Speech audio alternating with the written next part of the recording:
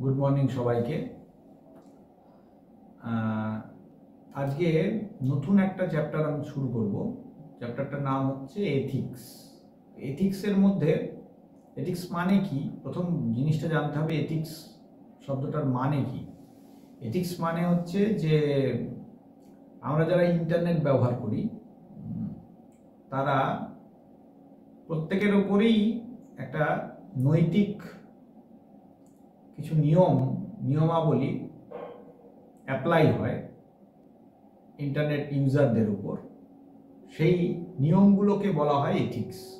ঠিক আছে, কিছুটা নৈতিক আছে, এটা মানে নীতিগতভাবে সঠিক হওয়া উচিত, সেটাকে এথিক্স বলা হয়। তো এথিক্সের মধ্যে প্রথম যে অংশটা তোমাদের আছে সেটা হলো ডিজিটাল ফুটপ্রিন্ট। প্রথম প্রশ্ন হচ্ছে যে ডিজিটাল ফুটপ্রিন্ট কাকে বলে।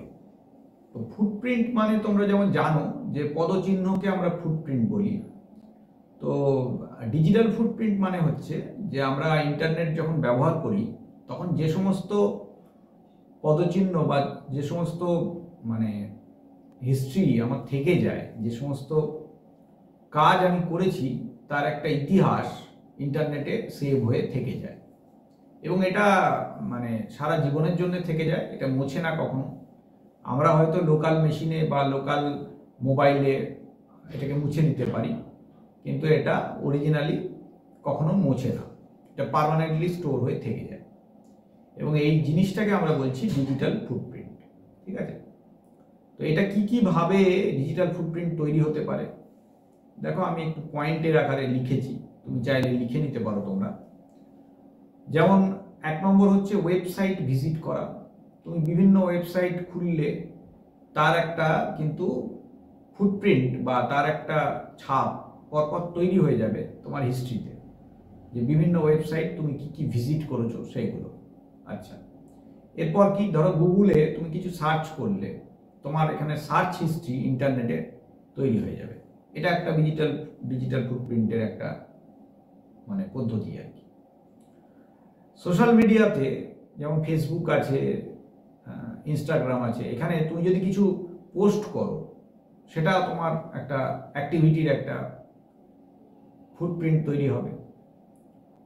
সেখানে যদি তুমি কিছু কমেন্ট করো সেটাতেও তোমার ফুটপ্রিন্ট তৈরি হবে।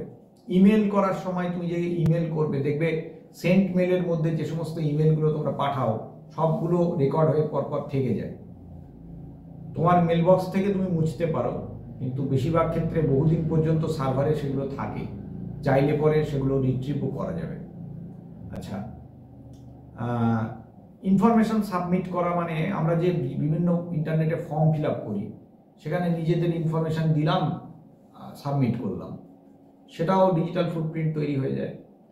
আপলোড ডাউনলোড করা, বিভিন্ন তথ্য আমরা আপলোড করি, ডাউনলোড করি, সেটারও একটা রেকর্ড থেকে যায়। আচ্ছা, অ্যাপ ব্যবহার করা, বিভিন্ন যে মোবাইলে তোমরা অ্যাপ ব্যবহার করো সেই অ্যাপগুলোর মধ্যে তোমার যে অ্যাক্টিভিটি সেটা কিন্তু স্টোর হয়ে থেকে যায়। ঠিক আছে।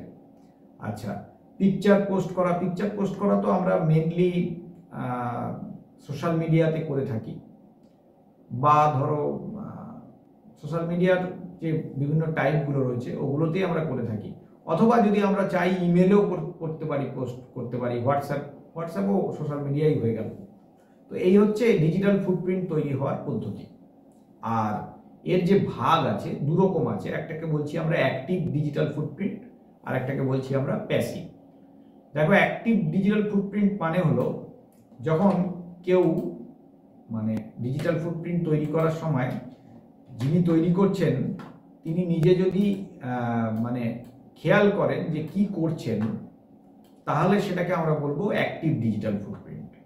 মানে জ্ঞাতসারে যদি তিনি কাজটা করেন তাকে বলবো আমরা অ্যাক্টিভ ডিজিটাল ফুটপ্রিন্ট। ঠিক আছে।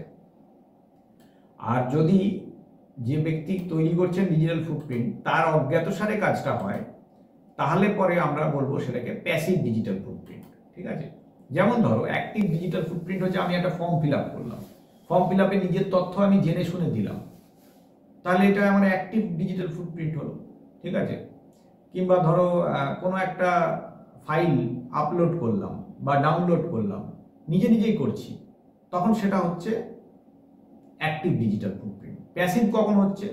যখন আমার অ্যাকাউন্ট অন্য আরেকজনা ওপেন করলো, বা তোমার নিজের অ্যাকাউন্ট অন্য কেউ খুলে দিল, হ্যাকিং করে খুলে নিতে পারে এবং তোমার অ্যাকাউন্টে সে অ্যাক্টিভিটি করে দিল, কোনো কাজ করছে, সেটা কিন্তু জমা হচ্ছে, ফুটপ্রিন্ট হিসেবে জমা হচ্ছে তোমার অ্যাকাউন্টে, তোমার নামে। সেটাকে আমরা বলবো passive footprint, passive digital footprint. ঠিক আছে, এখানে পুরোটাই হতো না, এটা বাদ গেল ডিজিটাল শব্দটা। হ্যাঁ, অ্যাক্টিভ ডিজিটাল ফুটপ্রিন্ট এবং প্যাসিভ ডিজিটাল ফুটপ্রিন্ট। এবার প্রশ্ন হচ্ছে যে এই অ্যাক্টিভ আর প্যাসিভ ডিজিটাল ফুটপ্রিন্ট, প্যাসিভের ক্ষেত্রে যেমন আমাদের সবসময় কিছু করার থাকে না। তোমার ধরো কি বলে ক্রেডিট কার্ড আছে, অন্য কেউ ব্যবহার করছে তোমার অজান্তে, সেটা প্যাসিভ ডিজিটাল ফুটপ্রিন্ট হয়ে যাবে। ঠিক আছে, তো এইগুলো খেয়াল করতে হয় যে যদি না হয় সেটা ভালো হয়। এই জন্য বলা হয় যে তোমার স্ট্রং পাসওয়ার্ড ব্যবহার করো, পাসওয়ার্ড কাউকে শেয়ার করো না, এগুলো করলে ভালো হয়। আচ্ছা, নেক্সট হলো সেটা হলো ডিজিটাল ফুটপ্রিন্ট যাতে না তৈরি হয় তার জন্য কি কি উপায় আছে। দেখো, আমি উপায়গুলো মোটামুটিভাবে পয়েন্ট করে দিয়েছি। যেমন বহুদিন ধরে ব্যবহার হচ্ছে না যে অ্যাকাউন্টগুলো আছে, সেগুলোকে ডিলিট করে দাও, ডিঅ্যাক্টিভেট করে দাও। পার্সোনাল ইনফরমেশন যদি কোথাও দিয়ে থাকো, ডিলিট করে দেবে। দেখবে একটা ফর্ম ফিল আপ করার পর সেই ফর্মে তুমি আবার যদি খোলো, তোমার ইনফরমেশনগুলো সেভ হয়ে থেকে যায়। চেষ্টা করতে হবে সেগুলোকে মুছে দেওয়ার।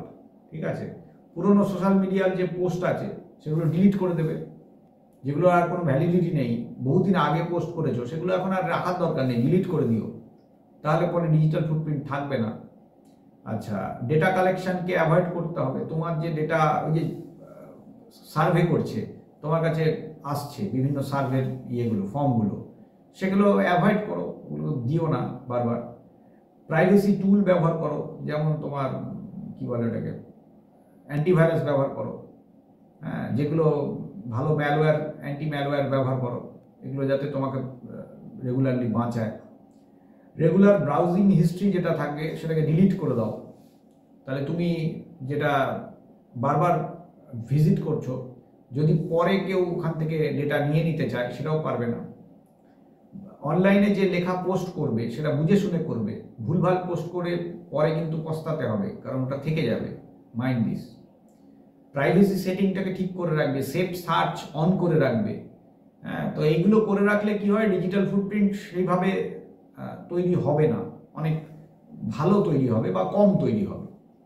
তো এই হচ্ছে আমাদের টোটাল ডিজিটাল ফুটপ্রিন্টের ব্যাপার। ঠিক আছে, তোমাদের ডিজিটাল ফুটপ্রিন্টের চ্যাপ্টারটাতে এইটুকুই আছে, এইটা তোমরা পয়েন্ট হিসেবে লিখেও নিতে পারো।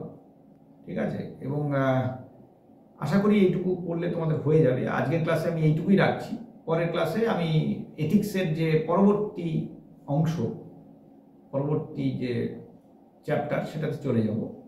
থ্যাংক ইউ সকলকে, ক্লাসগুলো অ্যাটেন্ড করো, নিশ্চয়ই ভালো লাগবে।